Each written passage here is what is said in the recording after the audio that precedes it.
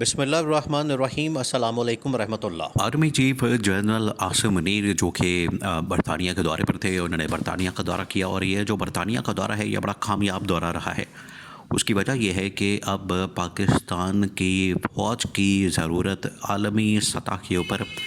عالمی لیول کے اوپر، انٹرنیشنل لیول کے اوپر یا بین الاقوامی سطح کے اوپر محسوس کی جا رہی ہے، اور پاکستان کی فوج کو نہ صرف اس حوالے سے کہ وہاں سے بہت بڑے بڑے جو ڈیفنس پروڈکشن کے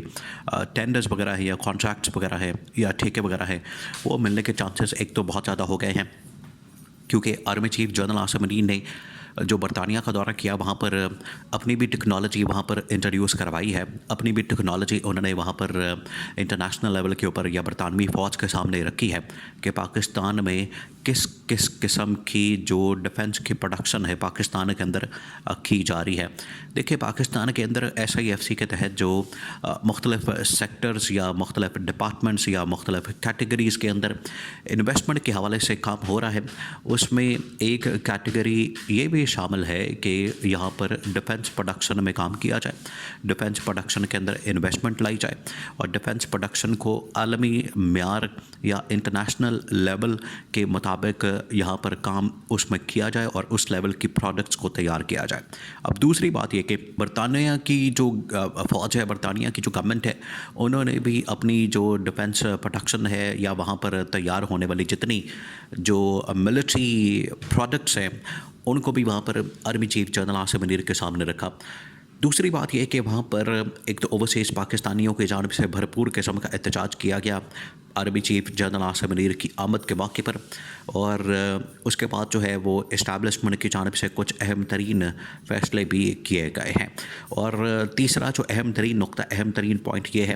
کہ آرمی چیف نے یہ جو دورہ کیا تھا یہ اصل میں یوکرین جنگ کے حوالے سے، وہاں پر امن و امان قائم کرنے کے حوالے سے۔ دیکھیں، معاملہ کہاں سے شروع ہوتا ہے؟ معاملہ اصل میں شروع ہوتا ہے عمران خان کے دور حکومت سے،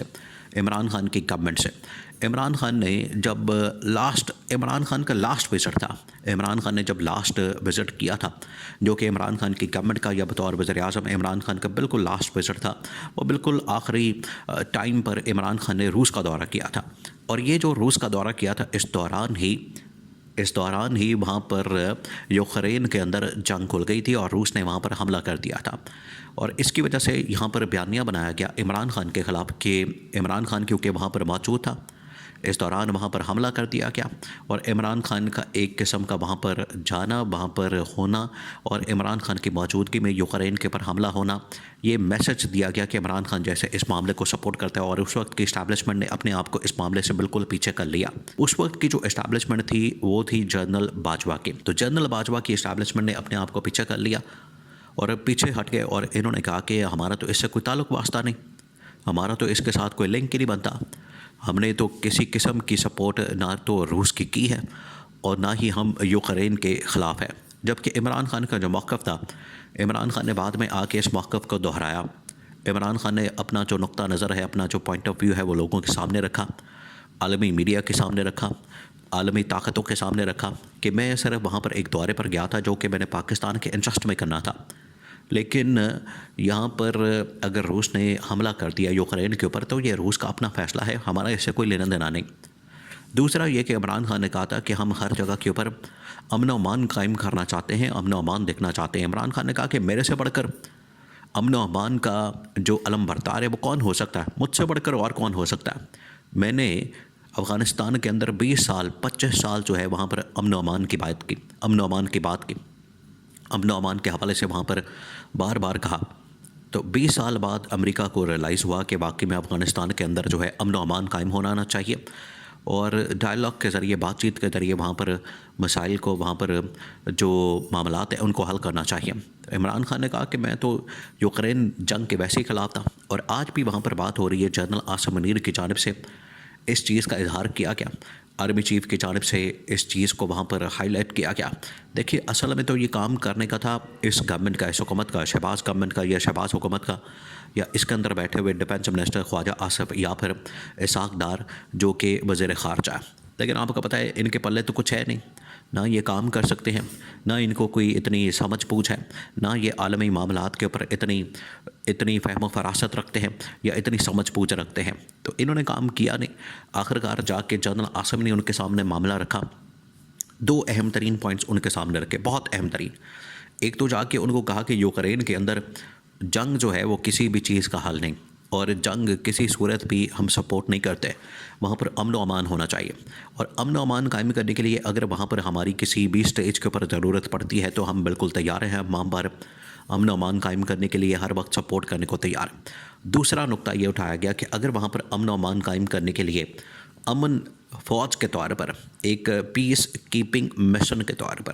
جو کہ اقوام متحدہ کی جانب سے دنیا کے مختلف ممالک میں امن و امان قائم کرنے کے لیے بھیجے جاتے ہیں،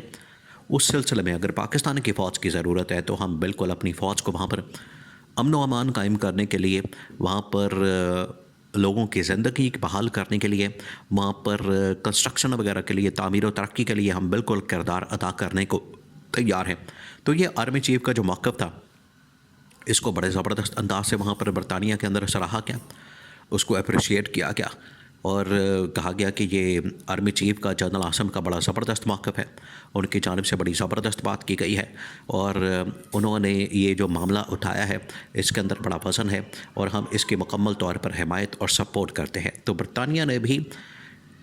جنرل عاصم کے اس موقف کی حمایت کی، جو کہ جنرل عاصم نے کہا تھا کہ وہاں پر امن و امان قائم کرنے کے لیے ہم اپنی فوج بھیجنے کو تیار ہیں۔ دوسرا یہ کہ جو ڈیفنس پروڈکشن کے حوالے سے برطانیہ اور پاکستان کے درمیان جو معاہدے ہیں وہ ہونے جا رہے ہیں، تو اب یہ مشترکہ طور پر، یعنی کہ دونوں مل کر، برطانیہ بھی اور پاکستان بھی، جہاں تک ٹیکنالوجی کی بات ہے، ڈیفنس پروڈکشن کی بات ہے، اس کے اندر آرٹیفیشل انٹیلیجنس استعمال کرنے کی بات ہے، اور نئی جو ٹیکنالوجی آ رہی ہے اس کو استعمال کرنے کی بات ہے، وہ چاہے میزائل ٹیکنالوجی ہو یا کسی اور قسم کی ٹیکنالوجی ہو، اس میں دونوں نے اتفاق کیا ہے کہ ہمیں مل کر کام کرنے کی ضرورت ہے۔ تو آرمی چیف نے یہ بڑا زبردست دورہ کیا جو برطانیہ کا دورہ ہوا ہے، اور اس کی باقاعدہ طور پر تصدیق جو ہے وہ DGISPR کی جانب سے کی گئی ہے۔ ان کی جانب سے اس کا ہنٹ دیا گیا، اس کے متعلق انہوں نے بتایا، اور اب جب کہ وہ مختلف کالج یونیورسٹی کے اندر جا کے انٹریکشن کرتے ہیں تو انہوں نے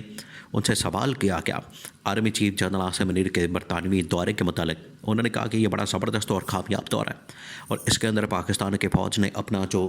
موقف رکھا ہے عالمی اداروں کے سامنے، عالمی طاقتوں کے سامنے، برطانوی فوج کے سامنے، برطانوی حکومت کے سامنے، اس کو بڑے زبردست انداز سے سراہا گیا اور اس کو اپریشیٹ کیا گیا۔ تو یہ DGISPR کی جانب سے